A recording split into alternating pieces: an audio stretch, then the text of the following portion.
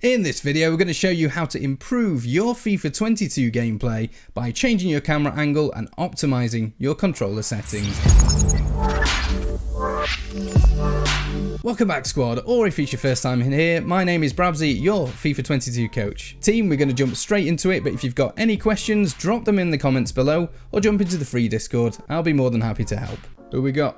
It's Trent Alexander-Arnold, hey! That was an awful Scouse accent. Right then, team, all the changes that we need to make can be done from the main menu by going across to the Customize section. Next up, we want to go to Settings, and finally, Customize Controls. We like to be nice and straight to the point on this channel, so this is going to be no different. I'm going to briefly give you an overview of each one so you can change it as we're going on, but I'll try not to dwell too much on each setting. So if you're playing offline on career mode, competitive master switch will be off, which means that you can have all of these assistance settings on if you wanted to, if you just wanted to have a nice time, get a bit of assistance. I would recommend turning them off though, just so you can get used to how the game feels if you're playing online against other people in Ultimate Team, for example. If you are an Ultimate Team player, this will be set as on, so you get no further assistance from any of those categories. FIFA Trainer, jog on.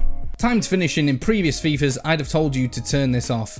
However, in this FIFA, timed finishing is back with a vengeance. Finesse shots from outside the box when hit on the green will absolutely sail in from ridiculous angles, so my advice is definitely put time to finishing on, and if you're not experienced using it, practice it offline, trying to hit it perfectly. Don't worry, I'll be doing some tutorials on it, but definitely leave that setting on. Next player switch indicator is personal preference. I leave it off because sometimes it annoys me seeing an extra icon. If you'd prefer to leave it on, all it will do is it will show you who the next player would be if you were to switch to them. Pass block assistance we may as well leave on and benefit from the AI helping us out on the rare occasion. Auto switching I leave as default. Auto switching I leave as default. Auto switching move assistance I would recommend leaving that on none, to be honest. So if you turn it on, what it will do is it will keep a player moving in the direction they were when you first switch to them, depending on how high you want that intensity to be. I just leave it as off. The less interference, the better, in my opinion. Clearance assistance is a new one on FIFA 22. So directional is now the default, which means whichever direction you're inputting for a clearance, the game will take that into account and clear in that direction, which I think is a good feature to add into it. I would recommend getting used to directional as, to be honest, on Classic, they normally just boot it out for a corner or a throw-in, which is counterproductive sometimes. Now, player lock, this is personal preference. I leave it off because I've got very heavy, clumsy thumbs. Sometimes I like to click in the right analog stick to flick the ball in the air for a volley, and if I'm accidentally holding the left stick in as well, it will turn this feature on, which is the last thing I want it to do. However, if you do like this feature and it benefits your attacks, what you can do is turn it on, and all it will do is when you click both analog sticks in, you will then be able to control a free running player, manipulate the direction they run, and then pass the ball to that player. Some pro players use this, some don't even bother using it. I fall in the latter category, I'd rather not use it. Entirely up to you though. Icon switching is a new feature to FIFA 22. This is when you press the R3 button in while you're defending. It will then give you a direction above numerous players. Whichever direction you flick the analog stick in, it will switch to that particular player. The feature's a good idea. I can't say I use it much because the amount of time it takes to click it in and then have a look at which player you want to switch to takes a little bit too long, in my opinion. However, I do leave it on for the odd occasion. Turn into Sean Connery. Right stick switching is a really big one. This is set as player relative to default, so the central reference point will be whichever player you're currently controlling. So for example, if you flick the right analog stick to the right, it will switch to whoever is to the right of the current controlled player. Now I personally use ball relative. This uses the ball as a central reference point. So for example, you flick the analog stick to the right, it will switch to whichever player is to the right of the ball. In my opinion, the ball is always the central focus point of the camera angle. It's also what I'm going to be looking at most of the time, so it just makes sense to have that as the central reference point. Now, some people are that used to player relative that they will prefer it that way. That's absolutely fine. However, if you do find analog switching to be a bit hit and miss, I do recommend changing it to ball relative and giving that a go, because that can really clean up that analog switching a little bit. In previous FIFAs, I'd have all of the assistance as semi, however, the pass assistance isn't too strong on this particular FIFA,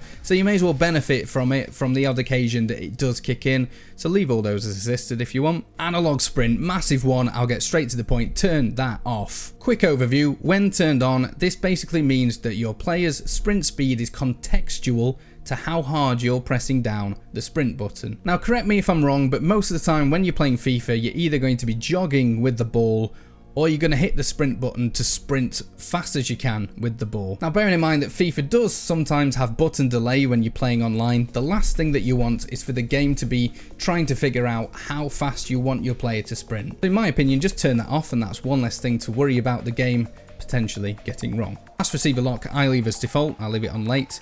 User vibration feedback, personal preference. If you like the vibration, leave it on. I turn it off because I don't like my controller turning into a pneumatic drill. So that's the controller settings optimized. Now all that's left is to change the camera angle to get the most out of our gameplay whilst we're looking at it. So to change the camera settings, we're back into the main menu, and this time we're moving one across into game settings. Now quickly, before we set that up, I just want to remind you there will be free tutorials throughout the course of FIFA 22 on this channel. So why not go and hit the subscribe button to make sure you've got all the latest tips and tricks at your disposal. Who would not want to see more of this magnificent beard? Very false. It's so false. It's very bad. So camera settings finish off, we're going into game settings, and then we're going to hit the R2 or RT button to move across one towards camera. Now a very frequent question is what camera setting I use in all of my videos, and the answer is I use a customized co-op camera setting. So what you want to do first of all is switch your camera angle to co-op, and then we're going to move down towards a customized section. And then nice and straightforward, I have it set as height of 15 and zoom of 9. What this does is it gives me a nice zoomed out picture of the pitch where I can see all of my players' runs, all of my opponent's players' runs, and where the space currently is on the pitch. The benefit of this, of course, means that I don't need to look at the radar too often because I can see what is happening on the pitch playing out in front of me. Now this camera angle may take a couple of games to get used to, as it is very different to the default ones that are given to you. So my recommendation is jump into an offline game, have a little tinker with it, get used to the camera angle, and then before you know it, you'll be seeing a lot more happening on the pitch than you was before. So there you have it guys, game settings optimized, camera angles set. Now you can jump into some games and score some more Chempong screamers. Chempong. Wherever you are in the world, have yourselves a great day, and I will see you in the next one.